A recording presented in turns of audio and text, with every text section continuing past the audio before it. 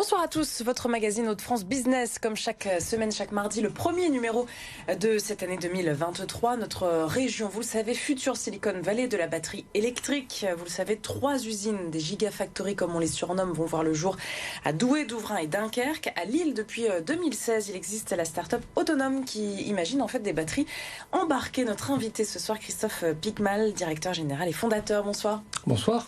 Bienvenue, merci beaucoup d'être avec nous. Et Jeanne, notre experte du Journal des entreprises, nous accompagne également. Bonsoir Marie, bonsoir Monsieur Picmal. Bonsoir Jeanne. On reviendra bien sûr, Jeanne, sur un des articles cette semaine. On prendra la direction de Calais.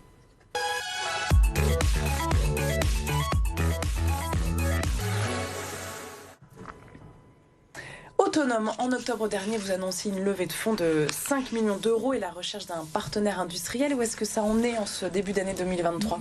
Des marques d'intérêt assez nombreuses, donc on est plutôt content. On est en train de discuter pour trouver les meilleurs partenaires possibles. Et puis un partenaire qui est sous signature, donc industriel, qui va pouvoir produire nos premières batteries dès cette année. Et pour quels objectifs en termes de volume de production, de volume de vente ? Alors, en fait, on adresse 3 grands marchés, donc la mobilité électrique, le stockage stationnaire et les solutions d'énergie mobile. Donc, on va commencer par des alternatives au groupe électrogène. Donc là, on parle de production d'une dizaine de milliers de pièces pour la première année. Mais dès qu'on va attaquer la mobilité électrique, là, on espère que ça va se chiffrer en plusieurs centaines de milliers de véhicules, donc de batteries. Et vous avez mis au point vraiment un système très innovant de batterie. Est-ce que vous pouvez expliquer rapidement en quoi ça consiste, quelle est l'innovation ? En fait, on a créé une batterie dynamique.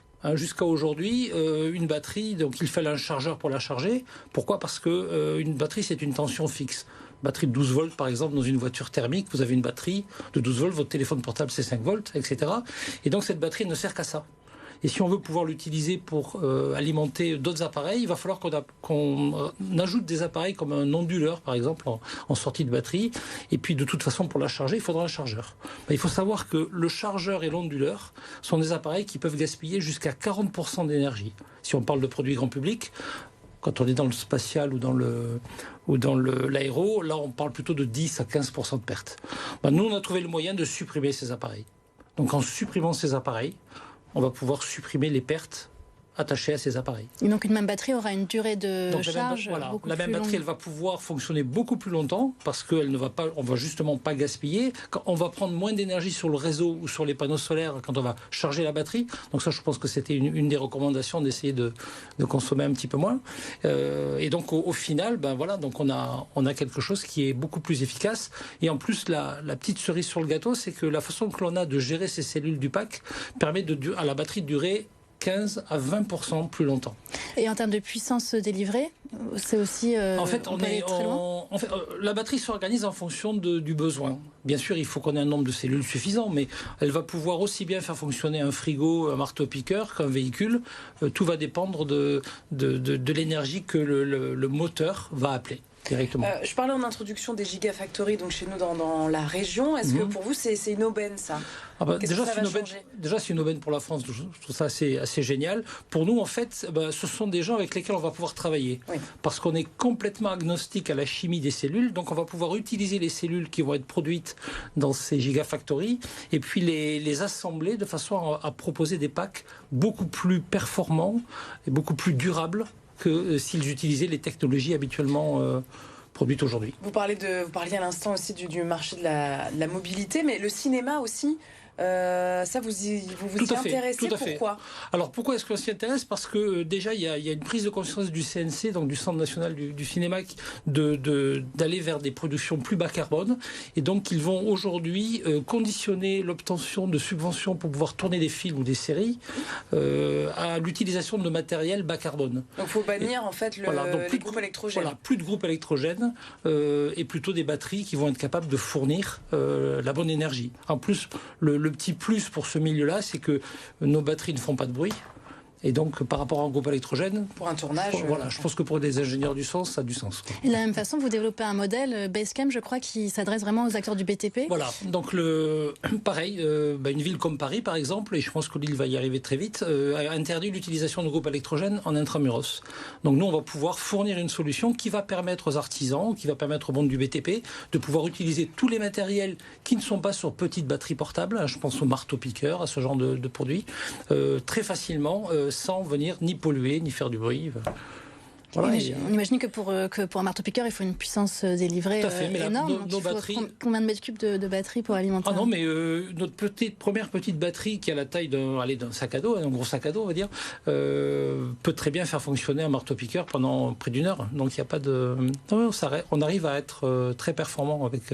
Votre start-up qui existe depuis 2016, donc installée, basée à Lille, vous sentez que ça s'accélère vraiment là aujourd'hui ou pas? Oui. En termes de... Est-ce que vous êtes rentable, vous, aujourd'hui, par exemple? Nous ne sommes pas encore rentables. On est ce qu'on appelle une deep tech, donc on a encore une phase de R&D assez importante.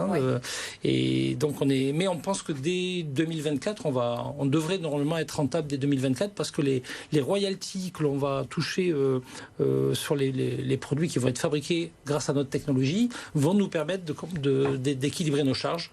Et on espère même de continuer à recruter d'autres ingénieurs puisque c'est un peu l'objectif de c'est le chantier de cette année, justement, tout à fait. Recrutement. Le premier recrutement cette année, donc, et grâce à cette levée de fonds, on va doubler l'équipe. Donc le temps d'intégrer progressivement ces ingénieurs, bien sûr, c'est l'objectif premier de faire grossir en région et même à Lille même parce qu'on n'a pas l'intention de partir de Lille autonome bien sûr. Et vous nous disiez que vous faites fabriquer par des partenaires industriels. Pourtant j'imagine qu'il y a un enjeu de secret industriel assez fort. Tout à fait. Comment vous protégez votre innovation? On a aujourd'hui 3 brevets déposés, 2 autres en préparation et on a effectivement on dépense énormément d'argent dans tous les dépôts de brevets et en frais d'avocat de façon à pouvoir sécuriser au maximum cette technologie parce que je ne vous cache pas qu'on est assez regardé par l'Inde, par la Chine, par les États-Unis qui savent qu'en France on a des bons ingénieurs, qu'on a des belles technologies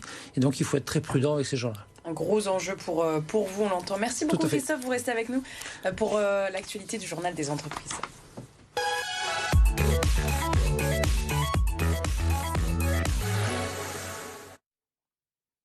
Et Jeanne, ce soir, vous nous parlez de 5G.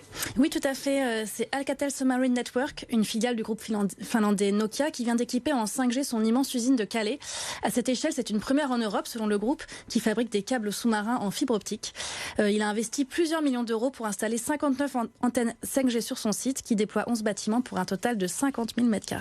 Ça sert à quoi exactement, Jeanne? Alors, redire même de la responsable du site, pour l'instant, on est encore au tout début de la technologie, qui n'a pas encore montré toutes ses capacités. Mais la 5G, c'est le traitement en quasi instantané d'énormes quantités de données. Et au sein de l'usine, ce réseau privé permet le partage immédiat des informations entre des appareils connectés utilisés par les salariés et un suivi en temps réel de certaines opérations. Et peut-être plus parlant et peut-être plus futuriste, en cas de problème sur une machine, les opérateurs peuvent chausser des lunettes connectées et être guidés à distance par les fabricants des machines sur des opérations de maintenance, par exemple, un peu techniques, comme si le SAV était sur place. Alors que parfois, ils sont à l'autre bout du monde. Donc un pas de plus vers l'industrie du futur. Ouais, c'est la technologie au service de l'industrie. Merci beaucoup à tous les deux. On se retrouve la semaine prochaine pour un autre numéro de Hauts-de-France Business. Et demain, nous parlons emploi, évidemment, comme chaque semaine. Et nous revenons sur le contrat engagement pour les jeunes